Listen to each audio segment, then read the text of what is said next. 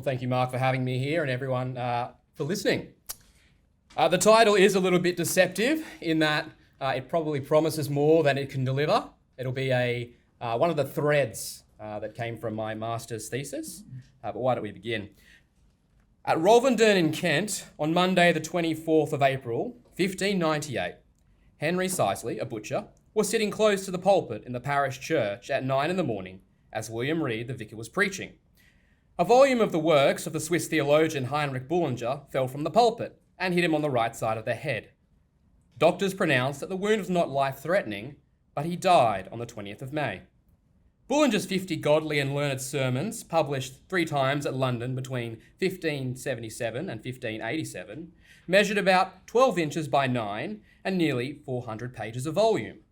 Falling from a pulpit, and perhaps bound with metal clasps, they were evidently dangerous. Thank you to Mark Erngy for giving me tipping me off to that anecdote. A quotation from Garnham Gormlesky on the unique way and some of the unexpected marks that Bullinger continued to leave upon English Protestantism, often in unexpected and unusual ways. The historian and Bishop Gilbert Burnet in the 17th century remarked, "For as Bullinger lived long, he was much esteemed." Burnet was not only reflecting upon the chief minister of Zurich's reflecting on his significant standing on the continent in the 16th century, but his reputation among English Protestants. John Jewell, Bishop of Salisbury, declared Bullinger, while he was alive, an oracle of the churches. And you can find many of Bullinger's contemporaries on the continent and England singing and lauding Bullinger's learning and reputation. Heinrich Bullinger, born 1504 and died in 1575, was the Antistes of Zurich. And he was notable for not only salvaging the Reformation in Zurich after Zwingli's untimely death at Kapelle, but consolidating his predecessor's legacy. He developed Zurich into a centre of international Protestantism, and he's probably responsible for why we remember Zwingli as we do. Here we've got a slide of Zurich. This was drawn the year after Bullinger died in 1576. You can see the Grossmünster there, where Bullinger would have preached. But Bullinger was a key contributor to what we know as the Reformed tradition. Among his many significant achievements, he was the primary author of the Second Helvetic Confession, and in many ways he not only represented but helped to define the broad unifying contours of the churches that would make up the Reformed tradition. Now, despite the lack of ostensible natural connections, the leading ministers of Zurich formed a strong bond to leading English Protestants in the mid to late 16th century. This Anglo-Zurich connection and Bullinger's involvement in building this relationship is well documented. It began with a mutual student exchange program in the 1530s and Bullinger's energetic attempts to forge ties with sympathetic English evangelicals. By the time of the Edwardian Reformation, Bullinger had made key connections to leading nobility and religious figures of the regime, including John Hooper, who found a refuge in Zurich away from Henry in the 1540s. Then you have Archbishop Thomas Cranmer as well, and I don't have a picture of him here, Henry Grey, the Duke of Suffolk. With the accession of the Catholic Mary I to the throne and the exile of many leading Protestants, this actually provided further opportunities to strengthen ties, with Bullinger's noted support and hospitality for future figures and important leading figures in the Elizabethan regime, including John Jewell, Bishop of Salisbury, Edwin Sandys, who would become Bishop of Worcester, London, and then later Archbishop of York, John Parkhurst, all of whom remembered their time in Zurich very fondly. And this is a little bit difficult to see. I'm sorry I only have this a bit of a shoddy picture. I wasn't able to go back and retrieve the big work, which comes from David Keep's PhD. But this actually shows all the kind of leading figures who visited Zurich in the Marian exile, and you would see many of them ended up in positions of quite great importance. So in many ways, the exile benefited Zurich, and it benefited Zurich's influence when Elizabeth came to the throne. It would pay off handsomely, with most of the bishops who were appointed at the beginning of Elizabeth's reign having strong connections and sympathies with Zurich. The respect for Bullinger among the English was shown when he, among a number of other things, he was the foreign divine to whom the establishment turned to write a response to the papal bull which excommunicated Queen Elizabeth. That Bullinger had a reputation as a learned and authoritative reform voice for Elizabethan Protestantism is evident by the popularity of his works among the English. You not only have the possession of his works in Latin, in English hands, but a steady stream of translations in English from the 1540s.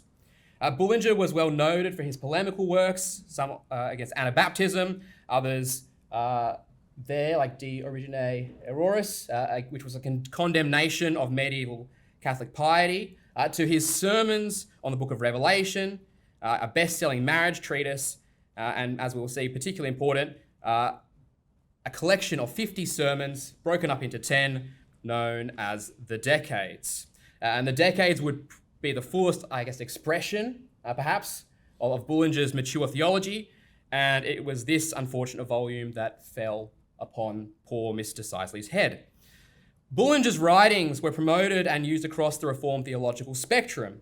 So if you take Bullinger's Sermons on the Apocalypse, published in 1561, Bishop John Parkhurst of Norwich ordered his clergy to read Bullinger's work in either English or Latin. Likewise, the compilers of the Geneva Bible used Bullinger's material in their marginal notes for the Book of Revelation. But this respect and appeal that Bullinger had was not so simple. It could be a source of unity, but also conflict.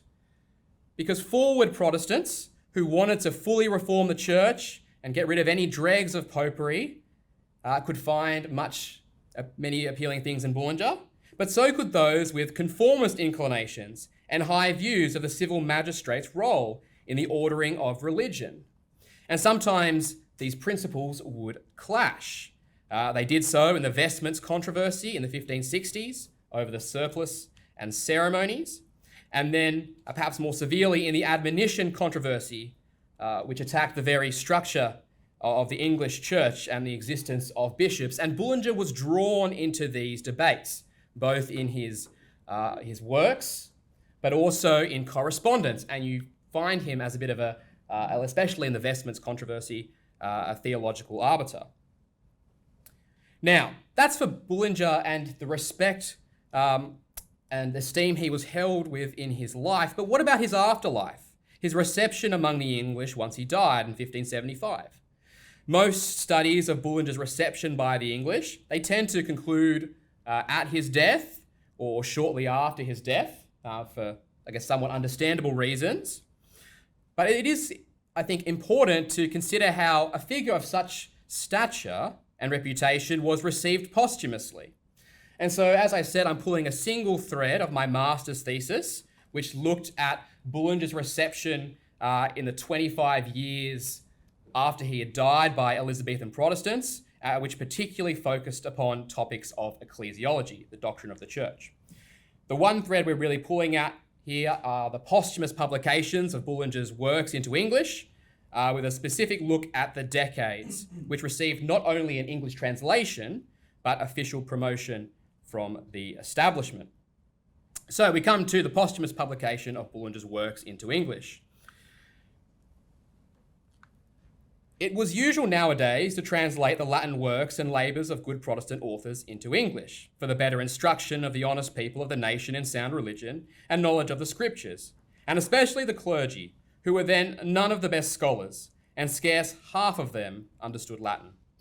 This came from historian John Strype, writing in the 18th century, but many would have concurred with his assessment.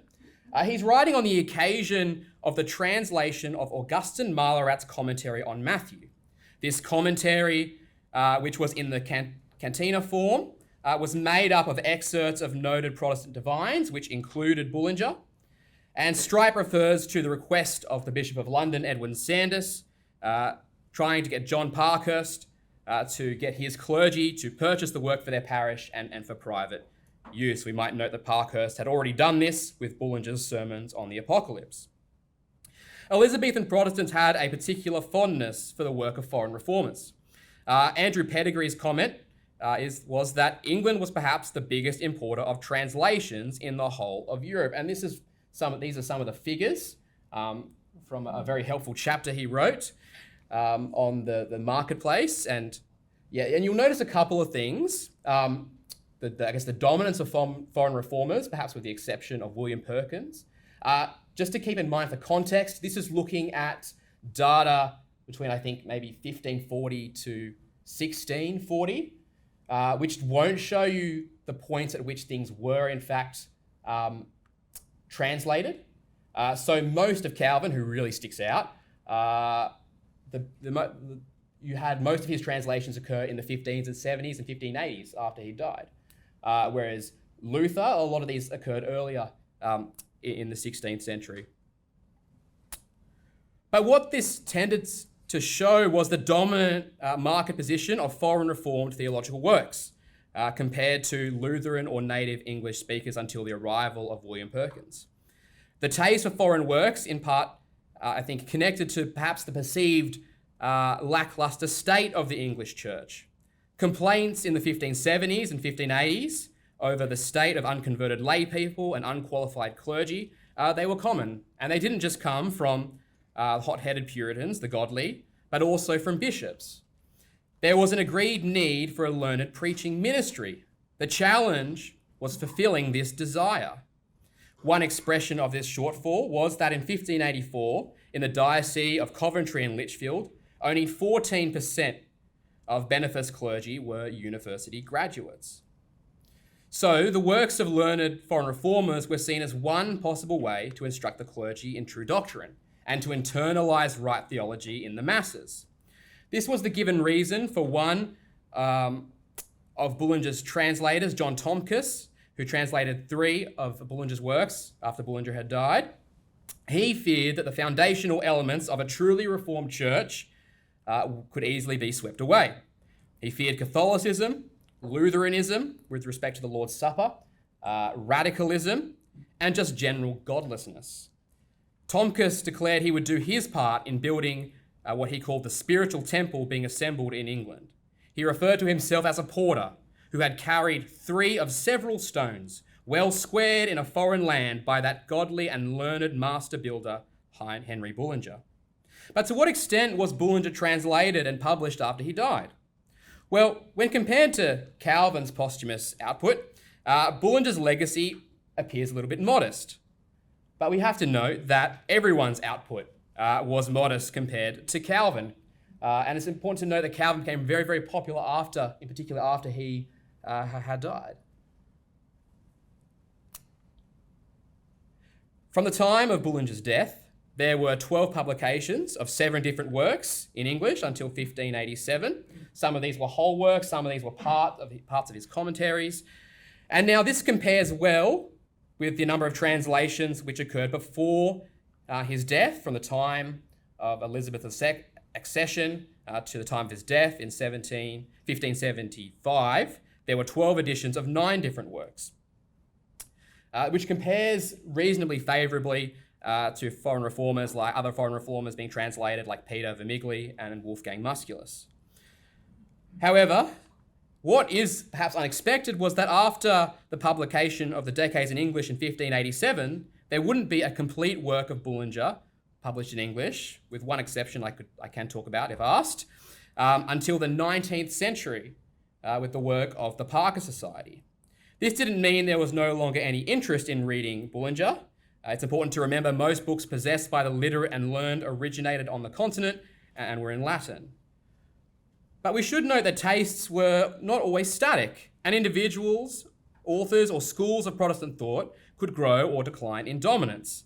And we have a look at this graph here. This is in some ways what had happened with Luther. This is looking at copies of works left in Cambridge wills. But it did seem that, for instance, Heidelberg theologians such as Zacharias and Zanchi, that they grew in popularity to the end of the century. But it may be that in the 1590s, or by the time of the 1590s, Bullinger's views, which had been articulated in the Decades and the Second Helvetic Confession, they were almost 30 years, they'd been written almost 30 years previously. And perhaps they were stock in trade in Reformed thinking. There had been development and increased precision in the Reformed tradition on issues like predestination, but also on certain topics of ecclesiology.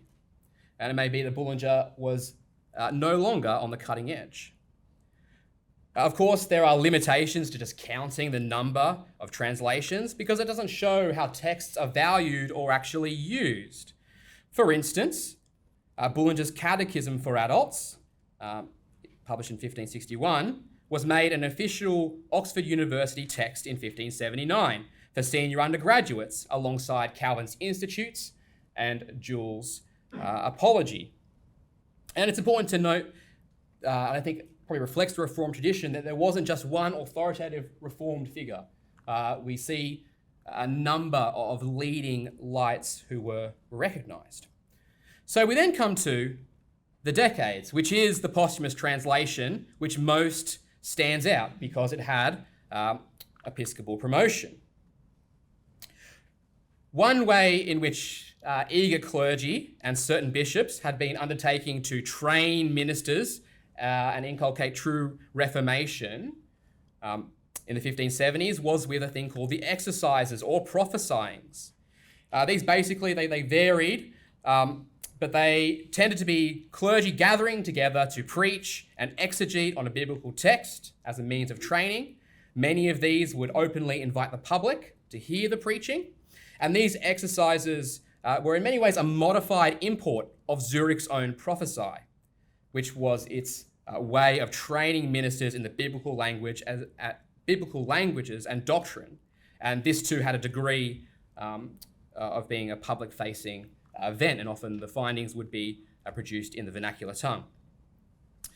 Now, it seemed that everyone was on board, from Puritans to many of the bishops. The problem was Elizabeth I did not love what she saw as unregulated autonomous gatherings and feared instability, and soon ordered that this practice would be ceased, for which Archbishop Grindal would eventually pay the price in defending. Now, the translation and promotion of the Decades was likely the initiative of the Bishop of Lincoln, Thomas Cooper. Cooper himself had been an enthusiastic advocate of the exercises, mandating that his clergy attend the gatherings until the royal directive to suppress them. And so he'd been seeking alternative ways to train clergy, which included the reading and examination of ministers on the Decades.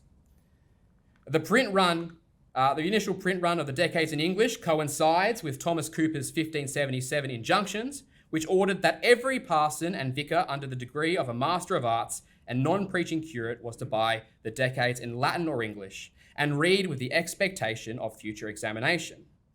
This examination would be privately undertaken by the archdeacon with one or two of the best learned preachers of the area, with an account of the principles of religion therein contained. As early as 1573, Cooper had refused to ordain a clergyman until he read the Bible and the Decades. You have another attempt at episcopal promotion in 1587, following on from the 1586 orders of Archbishop John Whitgift, not just to the one diocese, but to the whole southern province. Whitgift had been the Dean of Lincoln in the early 1570s, and the arch-conformist Whitgift was very familiar with Bullinger, having made liberal use of his writing and correspondence against his opponents in the admonition controversy. In the 1586 orders, Whitgift was responding to 16 petitions drawn up by moderate Puritans that included a restoration of a controlled version of the exercises. To quiet complaints, Whitgift indicated he was devising some kind of exercise for them, not like unto that which they call prophecies, but more private, both the peace of the church and their better instruction. We then get a sales pitch in the preface of the 1577 edition of the Decades, which is worth looking at, which provides some reasons for Bullinger's appeal. The author, who's anonymous, unfortunately, calls out those who were agitating against the Book of Homilies as read sermons for unpreaching pastors. And the author, H.I., notices that it wasn't possible to fix the current shortfall. It was a massive enterprise, and it wasn't just the bishop's fault. It wasn't even the bishop's fault. It hadn't been addressed, but in fact, it was the stingy patrons. But it said to those who would be those like Thomas Cartwright, who rejected homilies, they were like doctors who refused their patients helpful remedies and prescribed unattainable treatment. Better a good sermon read than none at all. And you see here the sales pitch, which shows H.I. trying to say this is one way of, Calvin was over deep and profound. Wolfgang Musculus was very scholastical, but here is Bullinger in one volume, and he does it all. Now, did Bullinger actually approve of his decades being used in this way?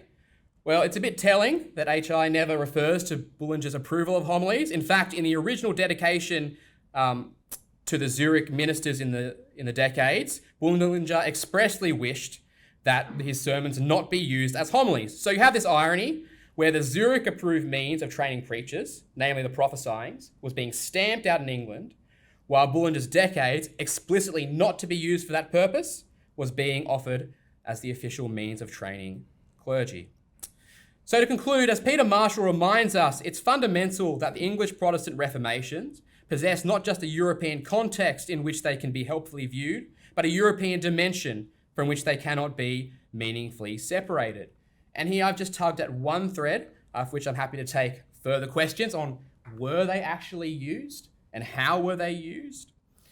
But what we do find is it's clear that Bullinger continued to have a life after his death. He continued to have a future in the church, to have an appeal for those seeking to shape the minds and hearts of their clergy and the people, even if it might lead to the occasional skull fracture.